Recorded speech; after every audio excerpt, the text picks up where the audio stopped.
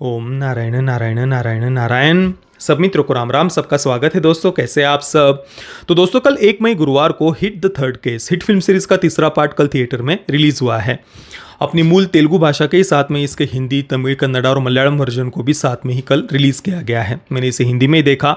हालांकि जो हिंदी वर्जन है उसे बिल्कुल ही ना के बराबर नगण्य ऐसे शोज मिले हैं। एक तो राष्ट्रीय स्तर के जो मल्टीप्लेक्स चेन है उन्होंने फिल्म को अपने यहाँ पर रिलीज ही नहीं किया। इसके पीछे उनका कुछ वो 8 सप्ताह वाला रूल है, शायद 2 महीने के भीतर अगर कोई फिल्म OTT पर आने वाली होती है तो उस फिल्म को वो अपने यहाँ पर रिलीज नहीं करते। हालांकि इसके पीछे का कोई सेंस मुझे कम से कम समझ में नहीं आता। तो कल बिल्कुल देर रात का शो मैंने देखा, क्योंकि और एक तो कम शोज है ही, वो भी छोटे छोटे जो मल्टीप्लेक्स है वहीं पर इक्का दुक्का शोज मिले हैं और उनकी टाइमिंग भी इतनी ऑड है ना कि शायद आप देखने का प्लान भी अपना कैंसिल कर दे। तो मैं बिल्कुल देर रात का शो इसका देखने के लिए गया था। एक तो सुबह से कल मैंने 3 फिल्में देखी थी, थंडरबोल्ट्स, रेड 2 और द भूतनी, और तीनों का ही रिव्यू मैंने कल ही अपलोड भी कर दिया था। आपने अगर वो तीनों वीडियो नहीं देखे हैं तो उन्हें अवश्य अवश्य देखना, और आप सभी मित्रों से प्रार्थना है वीडियो को लाइक और शेयर करना बिल्कुल भी मत भूलना। तो कल बिल्कुल ही ज़ीरो एक्सपेक्टेशंस के साथ मैं थिएटर में गया था। फिल्म इस पूरी सीरीज़ की जो थीम रही है शुरुआत से, पहले पार्ट से, कुछ बहुत ही भयावह जघन्य ऐसे अपराधों से जुड़े हुए केस और उनका इन्वेस्टिगेशन, इस प्रकार से ही इस सीरीज़ की थीम रही है। तो पता तो था ही कि भाई क्या दिखाने वाले होंगे या क्या फिल्म का थीम कंसेप्ट वगैरह है, वो बातें पता ही थी। ट्रेलर भी मुझे ठीक ठाक ही लगा था, टेक्निकली वेल मेड फिल्म लग रही थी। जस्ट कहानी बढ़िया है या नहीं, एंगेजिंग है या नहीं, वो देखना था। तो ज़ीरो एक्सपेक्टेशंस के साथ में गया था कल, और फिल्म बढ़िया थी सच में।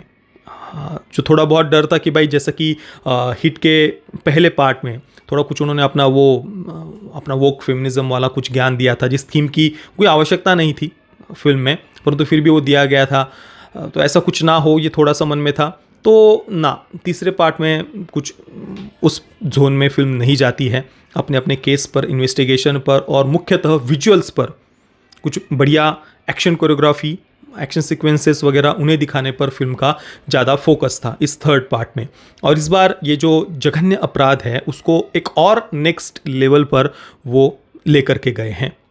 मतलब पहले दोनों पार्ट्स की अपेक्षा यहाँ जो सीरियल किलर है, जो हत्या हो रही है, वो और ज़्यादा ब्रूटल, और ज़्यादा हिंसक, और ज़्यादा नृशंस जो हम कहते हैं ना, बिल्कुल घिनौना, जघन्य, इस प्रकार के अपराध दिखाए गए हैं। और कहानी को भी इस प्रकार से उन्होंने प्रेजेंट किया है। एक तो क्रमशः नहीं है, शुरुआत में थोड़ा फ्लैशबैक के माध्यम से जो घटनाएं हो चुकी है पिछले कुछ महीनों में वो दिखा रहे हैं, उस केस को हमारे सामने प्रेजेंट करने के लिए। तो वो एक तरीका भी मुझे पसंद आया। तो शुरुआत से अंत तक फिल्म हमें अपने साथ में बांध करके रखती है। हालांकि सेकंड हाफ में जाने के बाद में काफ़ी सारी बातें प्रिडिक्टेबल हो जाती है, क्योंकि इंटरवल तक ही हमें मुख्य बात पता चल जाती है कि भाई क्या इसके पीछे का कारण है। तो कारण जब पता चल गया है तो सेकंड हाफ में जाने के बाद में जस्ट अब जो मुख्य विलन है उसको वो किस प्रकार से दिखाते हैं, उसको कितना लॉजिकल वे में प्रेजेंट करते हैं, उस तक नानी का कैरेक्टर अर्जुन सरकार कैसे वो पहुंचता है, तो सेकंड हाफ में वो बातें रह जाती है। क्योंकि इंटरवल तक सब कुछ लगभग बातें क्लियर हो जाती है, हत्या क्यों हो रही है, उसके पीछे का क्या कारण है। फिर सेकंड हाफ में जाने के बाद में जस्ट वो कैसे वहाँ तक पहुँच रहे हैं और पहुँचने के बाद कैसे उसको पकड़ा जाएगा, वो बात केवल देखनी होती है। तो सेकंड हाफ में जस्ट जर्नी कितनी इंटरेस्टिंग है वो जानना है। सस्पेंस नहीं है सेकंड हाफ में, सस्पेंस फर्स्ट हाफ तक ही था। पर फिर भी ओवरऑल फिल्म हमें अपने साथ में बांध करके रखती है। फर्स्ट हाफ मुझे ज़्यादा पसंद आया।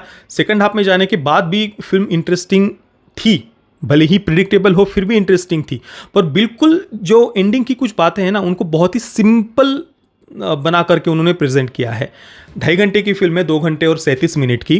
तो जो मुख्य विलन का कैरेक्टर है वो जितना बड़े लेवल का क्राइम वो कर रहा है, उस लेवल का इंटेलिजेंस उसका नहीं दिखाया गया। मतलब जिस प्रकार से जिस जगह पर वो इकट्ठे हो रहे हैं उसकी सिक्योरिटी के लिए उसको जितना खर्चा करते हुए दिखाना चाहिए था, क्योंकि इतने बड़े बड़े लेवल के लोग उसके साथ जुड़े हुए हैं, विश्व भर के लोग जुड़े हुए वो दिखा रहे हैं इस पूरे नेटवर्क के साथ में। जिस भी कारण से वो नेटवर्क चला रहे हैं, आप वो फिल्म में देखना। तो जिस बड़े लेवल का ये कुछ हो रहा था, भयानक जघन्य अपराध, उस लेवल की ना कोई सिक्योरिटी है, ना उस लेवल का कुछ वो यहाँ वहाँ पर वो ध्यान रखा जा रहा है, कौन आ रहा है कौन नहीं। बहुत ही सिंपल तरीके से सब बातें बिल्कुल आसानी से होती जाती है।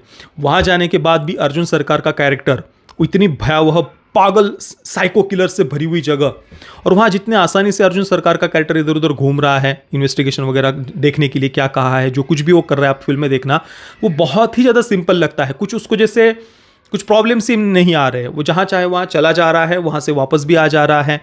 तो वो उन बातों को थोड़ा सा और कॉम्प्लिकेट करके प्रेजेंट किया जा सकता था। थोड़ा तो कुछ व्यवस्था ठीक से दिखानी चाहिए थी। अभी जैसे कुछ सड़क छाप गुंडे जैसे कुछ इकट्ठा होकर के कुछ कर रहे हो, ऐसा ही लग रहा था। और फिर भी कुछ अलग उन्होंने करने का प्रयास किया है, जो शायद ही आपने इससे पहले भारत में किसी क्राइम थ्रिलर में देखा होगा। जैसे कि आपने बहुत सारे हॉलीवुड के कंटेंट में जो कुछ एविल कल्ट्स वगैरह दिखाए जाते हैं, वो एविल कल्ट्स के फॉलोअर्स कुछ बलि वगैरह दे रहे होते हैं। हालांकि हॉलीवुड के जो क्रिश्चियन कंजर्वेटिव फिल्म मेकर्स हैं, उनका उसे दिखाने के पीछे का उद्देश्य अलग होता है। अधिकतर जो एविल कल्ट वाली फिल्में आप हॉलीवुड में देखेंगे ना, तो उन्हें किसी न किसी इंडिजिनियस ट्राइब से जुड़ा हुआ दिखाया जाएगा। और ऑब्वियसली जो वेस्टर्न कंजर्वेटिव्स हैं वो दुनिया को यही बताते हैं कि भाई ये जो इंडिजिनस ट्राइब्स हैं जिन्हें समाप्त किया गया पिछले 2000 वर्षों में, वो तो बारबरिक घिनौने लोग थे, वो तो नरबली देते थे और ह्यूमन सेक्रीफाइस करते थे, वो तो बिल्कुल अनसिविलाइज थे वगैरह। इस प्रकार से ही वो उन प्राचीन सभ्यताओं की रिलीजियस बुक्स वगैरह को इसी प्रकार से वेस्टर्न कंजर्वेटिव्स दिखाते हैं। तो वो जो एविल कल्ट्स वगैरह दिखाए जाते हैं कई सारी फिल्मों में, आपने हॉलीवुड की फिल्मों में या वेब सीरीज़ में, नेटफ्लिक्स पर भी काफ़ी सारी सीरीज़ ऐसी है जिनमें इस थीम का उन्होंने उपयोग किया है। तो वहाँ उनका दिखाने का उद्देश्य कुछ और होता है, इंडिजिनियस ट्राइब्स को जुड़ा हुआ दिखाते हैं उससे। यहाँ पर जो कल्ट वो दिखा रहे हैं उसके पीछे ऐसा कुछ पर्टिकुलर कोई रिलीजियस कल्ट वगैरह वो नहीं दिखा रहे, जस्ट कुछ साइको किलर्स के रूप में उन बातों को वो प्रेजेंट कर रहे हैं। उसमें और थोड़ा सा कुछ डेप्थ डाली जा सकती थी, किसी इतिहास से जुड़े हुए किसी एक घटना को उसके साथ में जोड़ा जा सकता था। जैसे कि यहाँ पर पुर्तगीज़ों के द्वारा जो इंक्विजिशन लगाया गया, उनके द्वारा जो लाखों हिंदुओं का नरसंहार हुआ था इंक्विजिशन लगाने के बाद में, उससे कुछ ऑब्सेस्ड लोग दिखाए जा सकते थे। कुछ मतलब किसी थीम को अगर एक्सप्लोर करना ही हो, जैसे कि वेस्टर्न कंजर्वेटिव्स इंडिजिनस ट्राइब्स से जुड़ा हुआ दिखाते हैं, तो हम यहाँ पर इंक्विजिशन जिन्होंने लगाया था उससे जुड़ा हुआ दिखा सकते हैं उस कल्ट को। तो ऐसा कुछ वो डेप्थ नहीं थी वहाँ पर, जस्ट कुछ साइको किलर्स है। इसके साथ में फिल्म में जो कश्मीर की जो अस्थिरता है उसे भी वो दिखा रहे हैं, परंतु उसे वो इस्लामिक आतंकवाद की दृष्टि से नहीं दिखा रहे। जस्ट एक आज़ाद कश्मीर नाम का कोई संगठन है जो कश्मीर की आज़ादी वगैरह के लिए वो आतंकवाद फैलाते हैं, तो उस से जुड़े हुए 2 आतंकियों को अर्जुन सरकार पकड़ रहा है, परंतु वो दूसरे उद्देश्य से, इस केस के संदर्भ में। इस प्रकार से वो कश्मीर की अस्थिरता को वहाँ पर वो फिर अपने 2 लोगों को छुड़वाने के लिए रैली वगैरह कर रहे हैं, प्रोटेस्ट कर रहे हैं, नारेबाजी कर रहे हैं अर्जुन सरकार के विरुद्ध। इस प्रकार से उन बातों को उन्होंने प्रेजेंट किया है।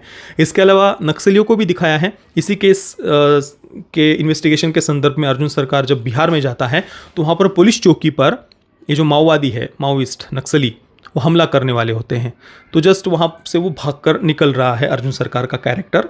तो जस्ट उतने एक समय के लिए नक्सलियों को वो वहाँ पर दिखा रहे हैं। ना ही नक्सलियों के बारे में फिल्म कुछ कहने का प्रयास करती है, ना ही उससे जुड़ी हुई कोई थीम को उन्होंने एक्सप्लोर किया है। जस्ट कुछ लोगों को उन्हें पुलिस स्टेशन पर हमला करते हुए दिखाना था, अर्जुन सरकार को बचकर निकलते हुए, तो उस कारण से जस्ट नक्सलियों का मेंशन हमें वहाँ पर देखने को मिलता है। पर मुख्य जो फोकस था फिल्म का वो विजुअल्स पर था। एक्शन सीक्वेंसेस वगैरह, एक्शन कोरियोग्राफी को बढ़िया तरीके से शूट करना, जो बिल्कुल ब्रूटल ऐसा कुछ वायलेंस हो, मार्को के लेवल का तो नहीं था, परंतु काफ़ी हद तक कुछ अलग एक्शन सीक्वेंसेस, एक्शन कोरियोग्राफी जो बिल्कुल वायलेंट हो, ब्रूटल हो, इस प्रकार के एक्शन सीक्वेंसेस आपको यहाँ पर देखने को मिलेंगे। तो मुख्य जो फिल्म का फोकस था वो विजुअल्स पर था। कहानी और ज़्यादा बेटर हो सकती थी, जैसे कि मैंने कहा सेकंड हाफ में जाने के बाद में जो मुख्य विलन है उसको थोड़ा और प्रॉपर मैनेजमेंट वगैरह, उनकी जो फैसिलिटी है उसको और प्रॉपर वे में थोड़ा सा दिखाया जाना चाहिए था। वो बहुत ही आसानी से सब बातें फिर एंडिंग में हो जा रही है।